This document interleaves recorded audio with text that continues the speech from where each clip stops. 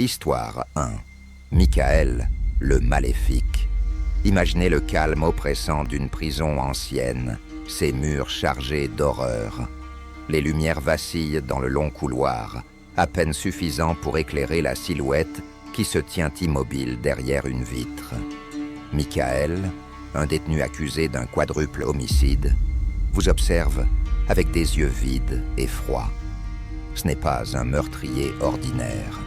Il a poignardé son ex-petite amie, sa famille, et même un voisin qui a eu le malheur d'essayer d'intervenir. Lorsqu'on l'a arrêté, couvert de sang, il n'a prononcé qu'une phrase. « C'est évident, j'ai tué tout le monde. » Depuis, il reste là, figé comme une statue, ses yeux suivant chaque mouvement. Son absence totale de remords glace le sang de quiconque croise son regard. Un jour, alors qu'un agent passe devant sa cellule, il murmure son nom. Elle s'arrête net, surprise, car elle n'a jamais eu de contact direct avec lui.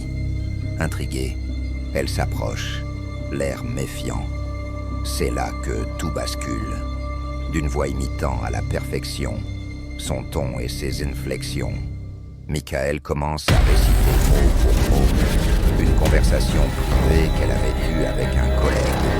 Quelques minutes plus tôt, à l'autre bout du couloir, le temps semble s'arrêter.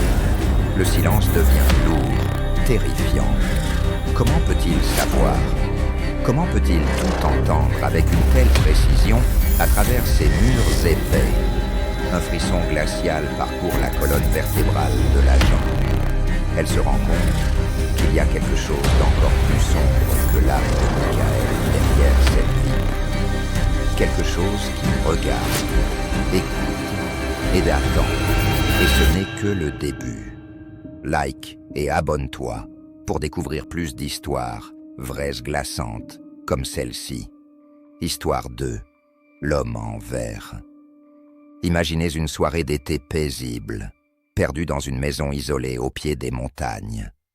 Le crépitement du feu de camp, les éclats de rire résonnant dans l'air, les deux jeunes femmes qui savourent leurs derniers instants de liberté avant le début de l'université. Leurs rires se mêlent au craquement des flammes, tandis que leur chien, Nino, veille silencieusement. Soudain, Nino se dresse, les oreilles pointées vers la lisière de la forêt. Un grognement sourd monte de sa gorge. Les filles s'arrêtent de rire, jetant un coup d'œil vers l'obscurité. Rien, sans doute un animal, pense-t-elle. Mais le chien se met à aboyer, les poils hérissés, ses yeux fixant quelque chose qu'elle ne voit pas. La tension monte. L'une des filles allume son téléphone, balayant la forêt d'un faisceau de lumière. Puis elle le voit, immobile, à moitié dissimulé derrière un arbre, un homme. Il porte un uniforme vert et ses lunettes scintillant légèrement sous la lumière. Leur cœur se fige. L'homme reste là, à les observer. Un cri perçant fend la nuit. Elle lâche tout et se rhume vers la maison, abandonnant le feu derrière elle, sans savoir combien de temps il les a regardés. Plus tard, elles apprendront la vérité. Un détenu vêtu d'un uniforme vert s'est échappé d'une prison voisine. Cette nuit-là, il était là, dans l'obscurité, les yeux rivés sur elle. Le pire, personne ne sait depuis combien de temps il les surveillait. Histoire 3. La nuit sanglante au pénitencier. Le 4 juillet 2019. Un pénitencier de haute sécurité. Un surveillant effectue sa ronde nocturne. Le calme règne, chaque cellule est fermée. Mais ce silence cache quelque chose de sinistre. Soudain, un rire éclate, résonnant dans le couloir sombre. Ce n'est pas un rire humain. C'est aigu, strident, presque démoniaque. Curieux, le surveillant se dirige vers la source du bruit. Il découvre un détenu, allongé dans son lit, parlant seul. Jusqu'ici, rien d'anormal. Mais il y a quelque chose d'inquiétant. Son regard, vide, comme s'il regardait à travers les murs. Le surveillant ordonne une fouille. Le détenu, un homme imposant, met un temps anormal à sortir de sa cellule. Il se tient là, vêtu d'un simple short, un bandana sur le front, ses yeux fixant le vide. Puis le surveillant remarque une lueur étrange dans le bandana du détenu.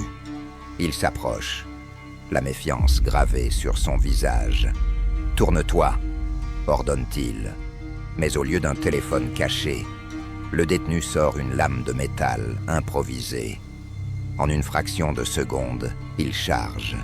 Le surveillant bloque les premiers coups, mais un cri fend l'air. La lame transperce sa chair, le sang coule. Paniqué, il appelle à l'aide. Le gaz lacrymogène remplit l'air. Et le détenu est maîtrisé. Mais la peur reste. Le surveillant sait qu'il a échappé de peu à une mort brutale. Le pénitencier n'est plus seulement une prison, c'est un lieu où la mort rôde, prête à frapper. Like et abonne-toi si tu veux découvrir d'autres histoires aussi effrayantes. Histoire 4. Le harceleur de la caisse. Imaginez travailler tranquillement dans un magasin. Les journées se suivent et se ressemblent, jusqu'à ce qu'un client attire votre attention. Au début, il n'est qu'un homme parmi tant d'autres, s'intéressant innocemment aux cartes de Pokémon. Mais très vite, les choses prennent une tournure inquiétante. Il revient, chaque jour. Au départ, il vous offre des sucreries et des boissons, souriant avec une insistance malsaine. Puis ces cadeaux deviennent de plus en plus dérangeants. Des sous-vêtements pour enfants, des accessoires pour bébés. Ces visites s'intensifient. Il se met à vous suivre dans le magasin. Son regard ne vous lâche plus. Bientôt, il attend même à l'extérieur, vous guettant comme une ombre. Un jour, il franchit une limite. Profitant d'un moment d'inattention, il vous suit jusque dans la réserve. Pris de panique, vous parvenez à vous réfugier dans l'arrière-boutique. Vos collègues interviennent juste à temps. La police est appelée et un ordre d'éloignement est mis en place. Tout semble rentrer dans l'ordre, mais ce n'est qu'une illusion. L'homme persiste. Il vous traque sans relâche, allant jusqu'à vous suivre chez vous. Puis, une nuit, tout bascule. Il se tient devant votre maison, une silhouette sombre sous la lumière blafarde de la lune. Il chante des chansons d'amour, lit des poèmes à haute voix, le regard fixe et perçant. Il finit par tenter de forcer la porte. Heureusement, vos cris alertent les voisins qui accourent et le maîtrisent jusqu'à l'arrivée de la police. Il est arrêté, mais la peur reste, car désormais, chaque fois que vous sortez, le cœur s'emballe. Vous ne pouvez vous empêcher de regarder par-dessus votre épaule, scrutant les ombres, craignant de le voir surgir à nouveau. L'angoisse vous hante, parce que dans le noir, dans un coin de votre esprit, vous savez qu'il n'a pas vraiment disparu. Histoire 5. Le prisonnier manipulateur. Les années 60, dans une prison près de Miami. Un lieu austère où les cris et les murmures se perdent dans les couloirs sombres. C'est ici que se trouve un détenu étrange, une figure calme, mais terriblement menaçante. On l'appelle le jeune Hannibal Lecter. Il ne parle jamais, ne se mêle à aucune dispute, mais tout le monde le craint. Il a ce regard qui vous traverse, vous laissant la désagréable impression qu'il sait tout de vous. Il ne participe jamais aux émeutes. Pourtant, un jour, il réussit à en déclencher une sans prononcer un seul mot. Les prisonniers hurlent, frappent les murs, créant un chaos indescriptible. Mais lui reste là, debout dans sa cellule, calme, les mains derrière le dos. Un gardien, débordé par les cris et les coups, s'approche de la cellule, espérant ramener l'ordre.